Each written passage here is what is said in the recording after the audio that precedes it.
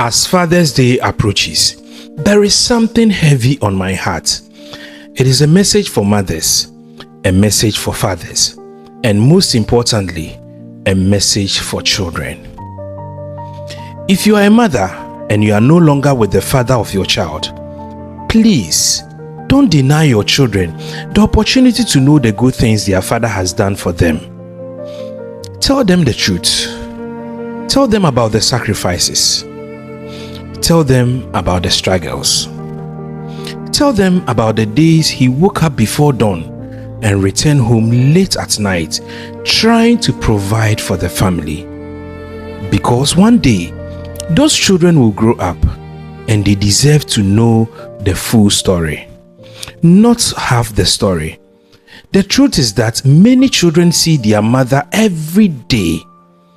They see her cooking, they see her cleaning, they see her caring for them every single day. But they don't see the father who leaves home at 4 a.m. They don't see the father standing in the sun all day. They don't see the father working overtime. They don't see the father carrying burdens silently. They don't see the father worrying about school fees. They don't see the father worrying about rent. They don't see the father wondering where the next meal will come from. Many fathers are suffering silently. Some skip breakfast so that their children can eat. Some skip lunch so that their families can survive. Some wear the same clothes for years while continuously buying new clothes for their wives and children. Some postpone their dreams just to make sure their children can chase theirs. Yet many children growing up believing that their fathers did nothing, not because it is true, but because they never heard the father side of the story. One of my good friends, Stephanie, lived with this pain. Growing up, Stephanie hated her father, not because of anything he had done personally to her, but because of what had been told. For years, she only heard one side of the story. Her mother constantly told her that her father was irresponsible, that he abandoned them, that he never cared, that he never contributed, that he was a useless man. Stephanie believed it. Why wouldn't she?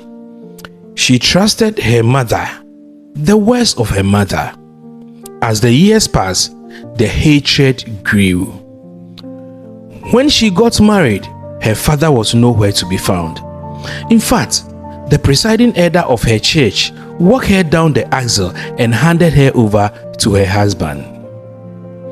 The elder had become her father figure. Her biological father was absent from one of the most important days of her life.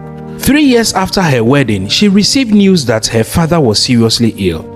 She didn't pay much attention, but her husband insisted, "Let's go and see him." Reluctantly, she agreed. They traveled to see the old man. What happened that day changed her life forever. The man was weak, very, very weak. It was obvious his health was failing. Then he asked for some documents, old receipts, bank payment slips, records, school fees payments, money transfers, feeding expenses, hospital payments, years and years of evidence. The dying man showed Stephanie proof that throughout her childhood, he had been sending money every month.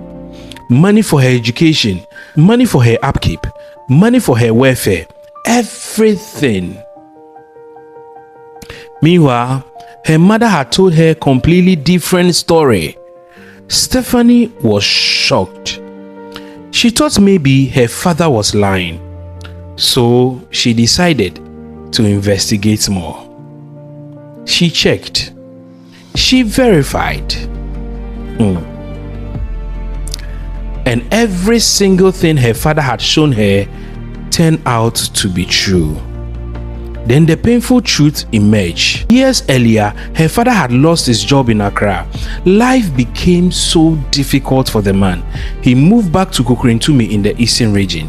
He went into farming, not because he wanted to abandon his daughter, but because he wanted to survive and continue supporting her. Every month, he sent money. Every month, he tried. Several times, he traveled to Accra hoping to see his daughter. But according to him, he was denied access.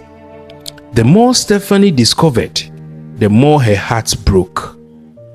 She realized she had spent years hating a man who loved her, years rejecting a man who sacrificed for her, years believing a story she had never verified. Immediately, she rushed her father to the hospital. She wanted to make things right.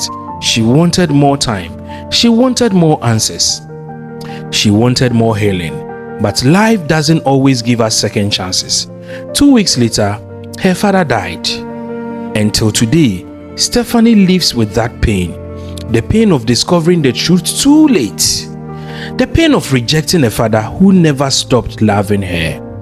The pain of realizing she listened to one side of the story for too long. And perhaps the most emotional part of all, the father left instructions that his cocoa farms and treasury bills should be handed over to his daughter. The same daughter who had spent years believing he didn't care. That is why I always tell people, children, never inherit your parents' enemies. If your mother has issues with your father, that is their story. It is not your story. Don't automatically make it your story. Listen, observe, ask questions sometimes, and if possible, you need to make sure you hear both sides, because every story has two versions, and sometimes the truth is somewhere in the middle. So if you don't ask questions, you will never know. As Father's Day approaches, I want to say this: if your father is alive, call him. If he has sacrificed for you, appreciate him. If he has tried his best, thank him. If you don't understand his side of the story, take time to listen, because one day the phone may ring and it may be too late. One of the saddest pains in life is not losing a parent. It is discovering their love after they are gone. Remember this: don't judge your father through somebody else's pain. Hear his side too. A father may not always be present physically, but many are carrying their children in their hearts every single day. Some children cry at funerals because they lost a father. Others cry because they discovered too late who their fathers really was. And my favorite, before you hate your father, make sure the story you heard is the whole story. This Father's Day, call your father. Thank him. Pray for him. Appreciate him. Because many men are carrying silent burdens just to make sure their children have a better future.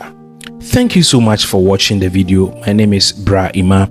You can go on YouTube, Bra Ima Studios, and watch more of my videos. Thank you. Make sure you subscribe to the YouTube channel, you like, and you leave a comment. Thank you.